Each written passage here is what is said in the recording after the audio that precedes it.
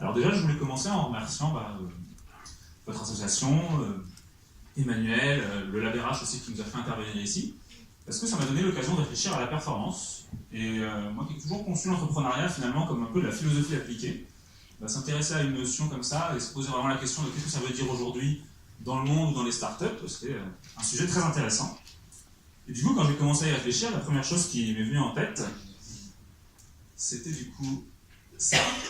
Ce que vous voyez ici, c'est une performance artistique à laquelle j'ai assisté aux Nuits Blanches en 2011, où cette artiste japonaise coupait du papier pendant près de 12 heures de suite pour créer ce nuage assez magnifique. Et quand j'ai pensé à ça, je me suis dit que la performance, c'était forcément quelque chose qui faisait penser un peu à l'exceptionnel. On a parlé de réalité du travail, là on se pose un peu la question de la frontière entre le réel et l'irréel. Et ça donne déjà une première chose, que dans notre langue, dans notre philosophie, on se dit quand même que la performance, c'est pas quelque chose d'anodin, c'est quelque chose de très fort. Et puis la deuxième chose qui m'est venue en tête quand j'ai pensé à la performance, c'était plutôt ça, la victoire à la Coupe Davis de la France, après pas mal de finales perdues. Finalement, là, on est encore dans quelque chose d'exceptionnel, quelque chose de fort, même d'émotionnellement fort.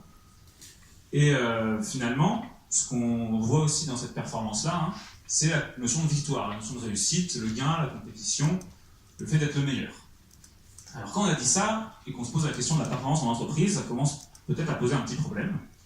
Parce que, pas si facile d'être exceptionnel, d'être le meilleur tous les jours, tout le temps, pour tout le monde. Donc, intéressons-nous maintenant un peu plus près à comment ça se passe en entreprise en général, et je viendrai ensuite aux startups. Finalement, pour une entreprise, qu'est-ce que c'est que la performance ? Sans être cynique, soyons simplement pragmatiques. Une entreprise, c'est une entité morale qui est là pour créer de la valeur et faire de l'argent. Donc forcément, la performance numéro 1 d'une entreprise, à la fin, c'est quand même la performance financière.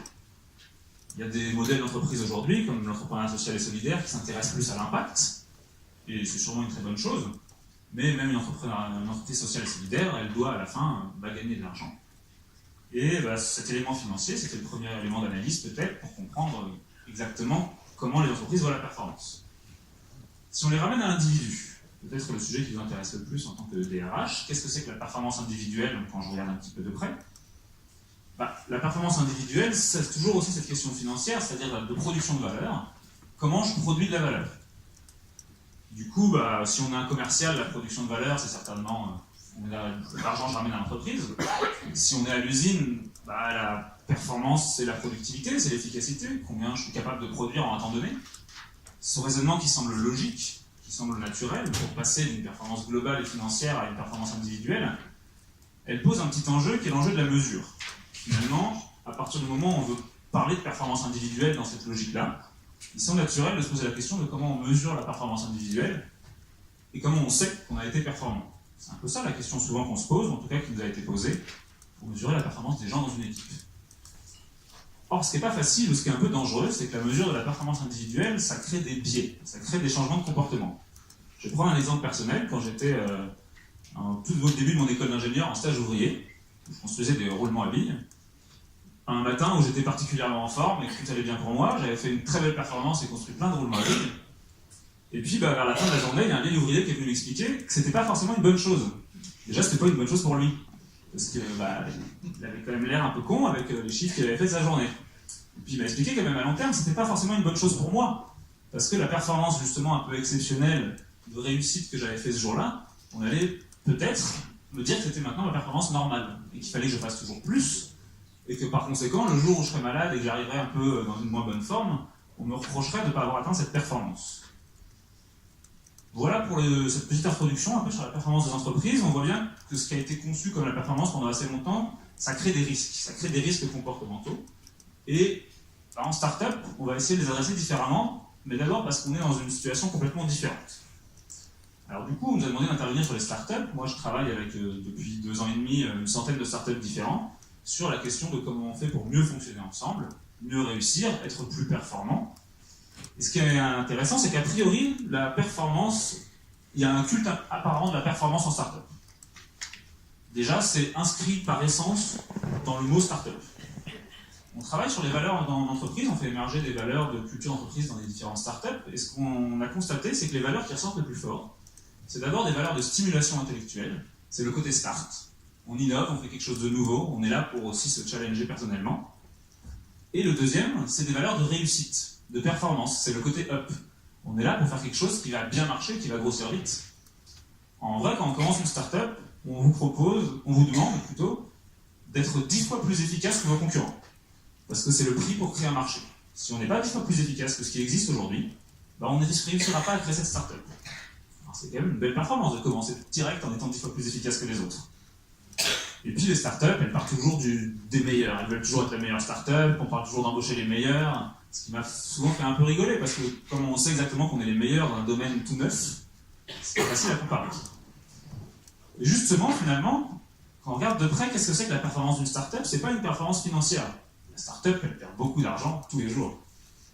La performance de la startup, c'est la croissance. C'est même la croissance collective. C'est pour ça que j'ai pris des jolis arbres pour l'illustrer. Finalement, la startup, qu'est-ce qu'elle veut? Elle veut grossir, elle est en construction. Et sa performance, ce que les fonds d'investissement, par exemple, regardent, c'est vraiment des chiffres de croissance, quitte à perdre beaucoup d'argent. On se concentre sur ce qu'on appelle le build, la construction de la boîte de demain, et on oublie un peu le run, l'opération de la boîte d'aujourd'hui, parce que si on ne fait pas ça très bien, c'est pas grave. On verra plus tard. De toute façon, si on ne réussira pas le build, on sera mort. Donc on n'aura pas l'occasion de travailler sur ce run-là. Ceci étant dit, si on revient à la question de la performance et de la mesure de la performance, comment on fait dans un système en construction continue pour savoir ce qui est bien? C'est vachement difficile. Parce que concrètement, comment vous voulez que je compare ma performance avec celle d'il y a 6 mois? Il y a 6 mois, je ne faisais pas le même boulot, c'était pas la même mission, c'était pas le même focus. Et puis si on prend par exemple les développeurs, qui sont un peu une icône du monde startup, comment vous évaluez le boulot d'un développeur? Moi déjà je peux pas, parce que je ne sais pas développer. Et puis même si j'étais développeur, qu'est-ce que c'est un bon développeur? C'est un développeur qui fait du code de qualité, qui fait du code en quantité, qui fait du code rapidement, qui fait du code durable, qui fait du code inventif. Alors, c'est rien. Ça dépend un peu des moments, ça dépend des contextes, c'est plus compliqué que ça. Donc finalement, si on regarde un peu tout ça, dans ce monde-là en construction, ce qui va compter, c'est déjà avant tout que la construction, c'est collectif. On est sur des métiers très spécifiques. En start-up, on commence un peu comme dans l'agence touriste, on a tous un métier différent. Et du coup, on ne se compare pas les uns les autres.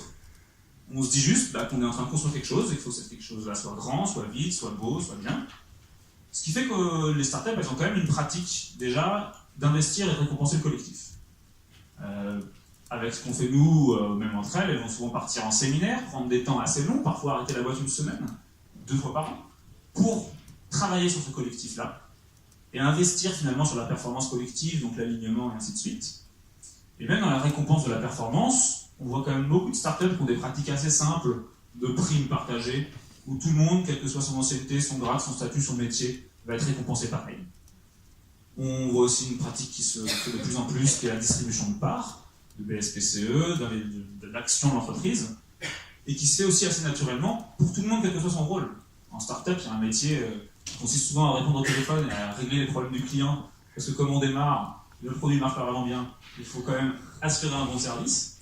Ces gens-là, ils sont traités comme les autres, et c'est pas parce qu'ils sont au téléphone toute la journée avec des clients qu'ils n'auront pas des parts de l'entreprise. Après, bien sûr, quelques années de bons et de service, pas non plus n'importe quoi. Du coup, dans ce contexte-là, si je dois un peu résumer, comment moi je vois la performance, comment j'ai l'impression que les startups voient la performance, c'est que c'est avant tout une question d'attitude. Et en préparant ce sujet, on va voir un peu l'étymologie, parce que je me suis toujours intéressé à l'origine des mots.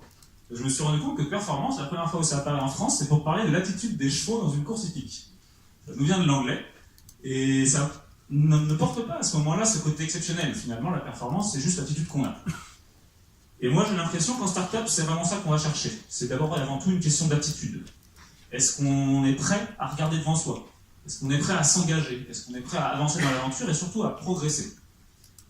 Un bon moyen finalement aussi de regarder la performance des gens, c'est ce que regardent les fonds, c'est ce que regardent les incubateurs, c'est la courbe de progression. Est-ce qu'on est capable de se renouveler tout le temps? Un autre élément, par exemple, qui rend la mesure de la performance impossible, c'est qu'en startup, faire des erreurs, c'est bien.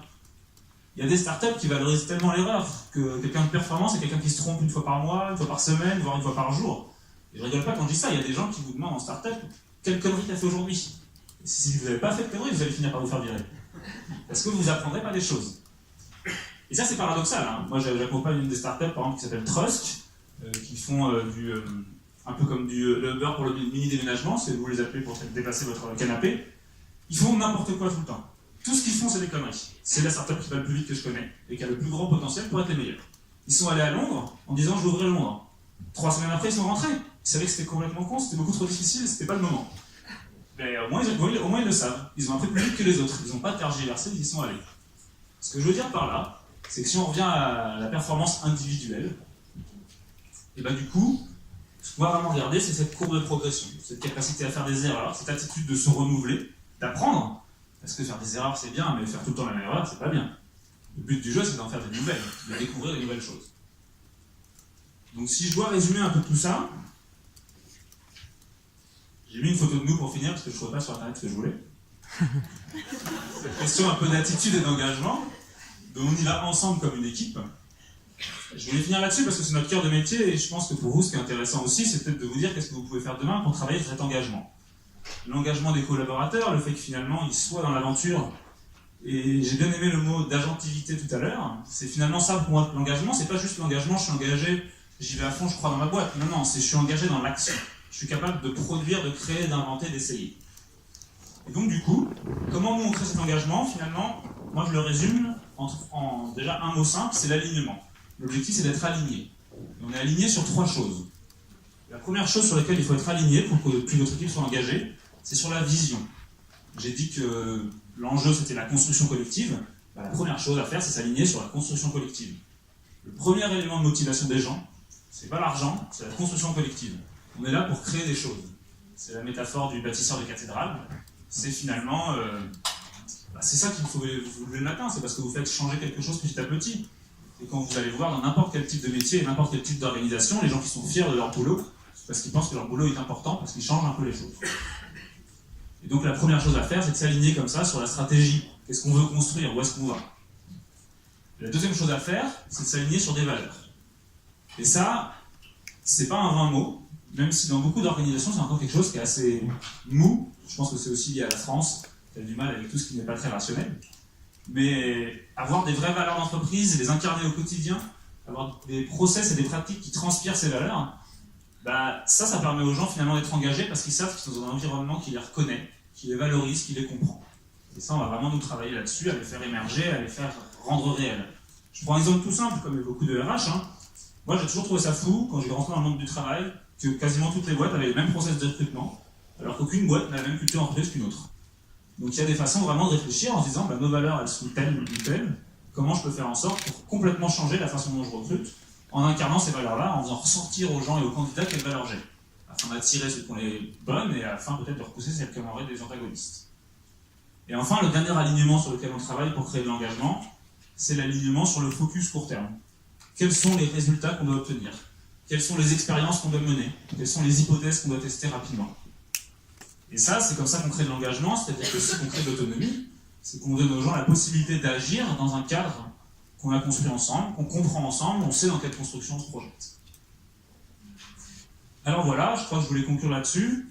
Moi, pourquoi je crois en cet engagement plus que tout? Parce que si on a souvent pu opposer la performance au bien-être, parce qu'on voyait les gens comme des ressources ou comme des coûts, moi je crois que l'engagement, ça transcende ça. Que le bien-être, c'est pas un baby-foot ou des plans vertes. Le bien-être, c'est avant tout faire quelque chose dans lequel on est aligné avec soi-même. Et que pouvoir s'engager au travail, c'est très valorisant pour la performance de l'entreprise et pour le bien-être des gens.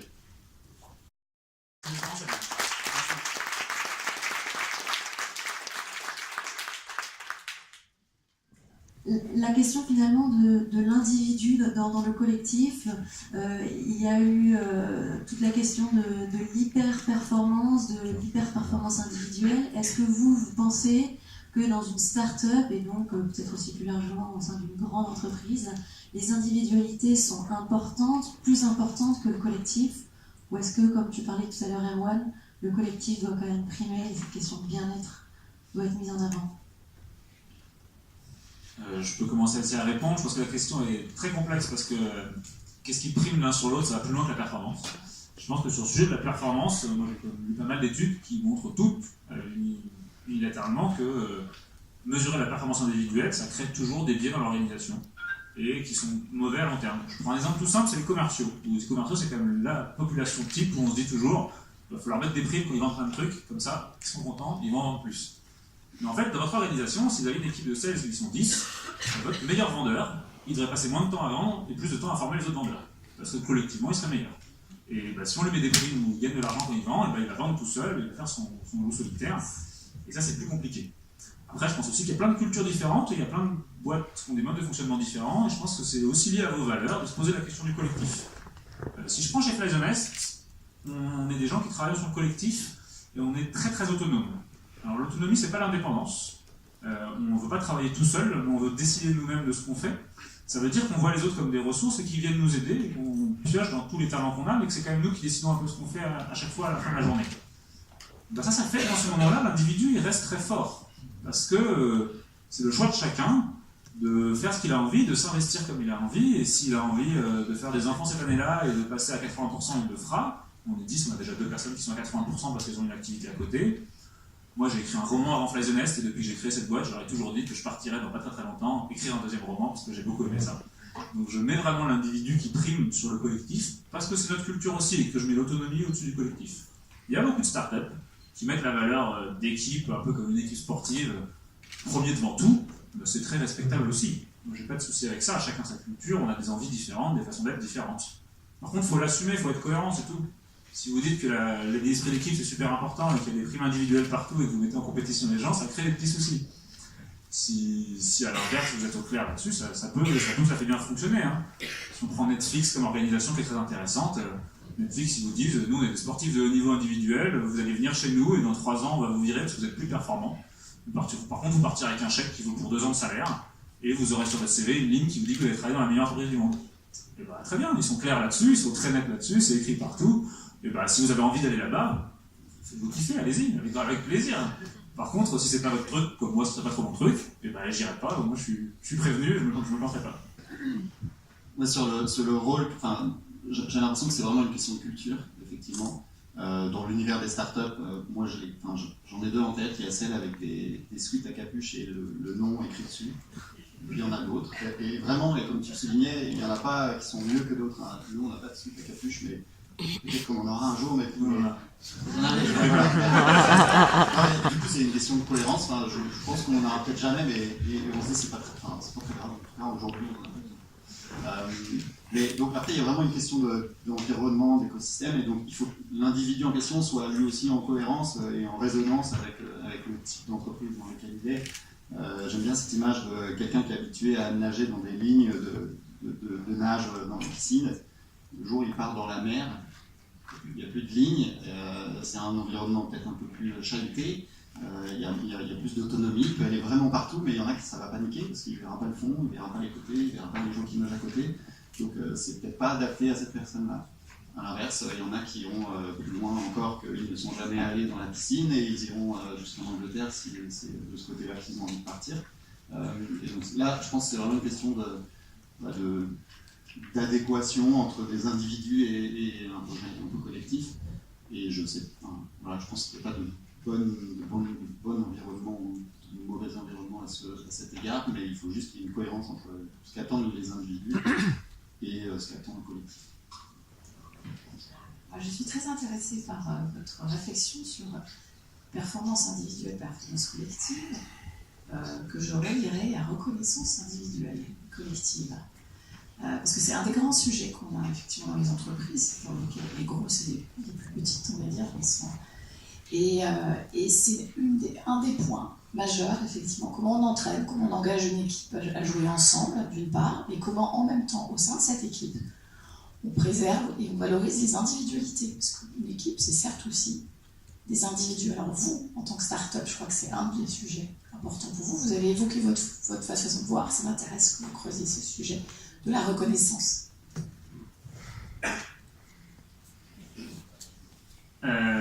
C'est effectivement une très très bonne question. Je pense que Loïc avait une partie de la réponse dans la notion de feedback. Finalement, la reconnaissance, c'est savoir qu'on a fait du bon boulot et être remercié pour ça. Et je pense aussi que nous, les humains, on n'est pas tellement bien faits pour donner des feedbacks. En tout cas, ça doit être culturel, mais c'est pas facile de donner des feedbacks. Déjà, ça c'est typique français, on a tendance à se concentrer sur le négatif, toujours dire ce qui va pas sans jamais dire ce qui va bien. D'ailleurs, on a aussi tendance dans l'entreprise à pas toujours dire merci. Et ça, c'est une culture qu'il faut vraiment pour moi développer. Et ça, je peux vous raconter un peu comment on a fait chez Flasionnet, parce que je l'ai écrit dans un article il n'y a pas longtemps, donc j'ai un peu retracé l'histoire. Et c'est intéressant, ça reprend un peu ce que tu disais aussi sur la question des entretiens annuels. Quand j'ai vu tous ces grands groupes enlever l'entretien annuel, moi je viens du monde des grands groupes, j'ai fait 4 ans de conseil dans une grosse SS2I, l'entretien annuel c'était le seul truc RH que je trouvais bien. Et du coup, quand j'ai vu qu'ils avaient enlevé ça, je me suis dit, ouh, c'était le seul moment de feedback. Et du coup, il l'enlève. Je comprenais la théorie, dire qu'une fois par an c'est pas assez, c'est bien, ça je suis d'accord, une fois par an c'est pas assez. Mais qu'on a que ça, l'enlever c'est dommage. Et du coup, moi chez nous j'ai mis en place ça dès le départ, quand on était 2 avec mon associé au début, je me suis dit mais on va se taper dessus si on n'a pas des moments privilégiés pour se faire des feedbacks où on sait qu'on est là pour ça, et donc on le prend pas mal, parce qu'il y a des moments pour faire du feedback, d'ailleurs même positif ou négatif, il y a des moments où c'est pas le bon moment. Même les feedbacks positifs, c'est pas toujours facile à prendre des feedbacks positifs, on est toujours un peu gêné quand on dit qu'on fait du bon travail. Donc avoir des moments clairs pour ça, c'est pratique. Donc nous, on a mis en place ça tous les 6 mois, parce que d'accord, une fois par an, c'était pas assez. Et qu'est-ce que ça a généré? Ça a généré une compétence de chacun à donner des feedbacks. Par exemple, je parlais des valeurs, nous on essaie d'utiliser les valeurs pour donner des feedbacks. Donc plutôt que de dire aux gens, je trouve que là, ce que tu fais c'est bien, ou là, ce que tu fais c'est pas bien, ce qui est très absolu, très jugeant, on essaie de passer par les valeurs. On a écrit des valeurs tous ensemble, qu'on challenge et qu'on revoit régulièrement. Je vais plutôt dire, quand tu as fait ça, moi, de ce que je comprends de cette valeur, de mon éthique personnelle, c'était parfait. Tu as incarné exactement ce que moi j'imagine derrière ces mots. Ou à l'inverse, quand tu as fait ça, ça a un peu heurté ce que moi je comprends de cette valeur. Ça a une richesse qui est double. La première, c'est qu'on se dit les choses d'une manière assez naturelle. Moi, j'appelle ça trianguler le sujet. On n'est plus en train de se parler, de se juger personnellement, on passe par un intermédiaire. Et ça a une deuxième valeur qui est très forte, c'est que ça nous permet de challenger nos valeurs et de discuter du sujet. Et je reviens un peu à mon introduction sur la philosophie appliquée, c'est que les valeurs, c'est de la philosophie. Le rapport à la performance, à l'individu, c'est des philosophies personnelles de vie. Et on n'a jamais l'occasion de parler ça en entreprise, alors que c'est bien dommage, parce que c'est quand même ce qui définit la plupart de nos comportements. Du coup, avoir des moments comme ça, pour parler, se raccrocher à des valeurs, se dire ok, là on a été bien, là on a été moins bien, avoir ce feedback continu, pour moi c'est plutôt de là que vient la reconnaissance et la valorisation de l'individu. Parce qu'aussi quand on fait ça c'est important quand on est chef ou fondateur, c'est que les gens ils pensent que vous êtes meilleur qu'eux sur tout, alors que c'est complètement débile. Et concrètement, moi j'essaie d'accorder beaucoup d'importance à montrer aux gens là où ils sont bons. Parce qu'ils font plein de choses qui m'épatent tous les jours et que si je leur dis pas, ils le savent pas. Par exemple, notre entretien d'évaluation commence par ce qu'on appelle l'effet d'armes. Dans les 6 derniers mois, c'est quoi l'effet d'armes? Qu'est-ce que tu as fait où je me suis dit, waouh, là c'était trop bien. Et ça, c'est hyper intéressant parce que c'est jamais les choses qu'on attend qu'on nous dit. Parce qu'on a tendance à s'auto-juger toujours et à trouver que là où on est bon, c'est facile. Et du coup, avoir des gens qui nous le disent, et on est plusieurs, nous on fait ça en 360 total, là on est 10, on a fait 9 entretiens, tous chacun les uns avec les autres. À la fin, on a une image de soi qui est vraiment intéressante. On arrive vraiment à se dire, ça c'est des vrais champs d'amélioration parce qu'ils me l'ont tous dit. Et à l'inverse, ce fait d'armes-là, en fait, même si j'en avais pas conscience, j'ai fait un truc un peu exceptionnel. Mais ça se fait dans le continu idéalement, et le fait de le cadencer, de le structurer, de donner un process pour le faire, ça permet aux gens aussi d'apprendre à le faire parce que c'est pas facile. Ouais, moi, je peux juste compléter sur. Encore une fois, je suis d'accord. Sur un point, la difficulté, parce que je pense que c'est difficile, notamment au niveau d'une équipe, de travailler sur la reconnaissance de l'équipe en tant qu'équipe et individuelle. Je prends un exemple. Alors, on fait souvent la différence par génération et par type d'entreprise, et on dit qu'il y a une nouvelle génération qui arrive, donc ils voient les choses différemment, c'est plus fluide, le feedback, ils ont l'habitude.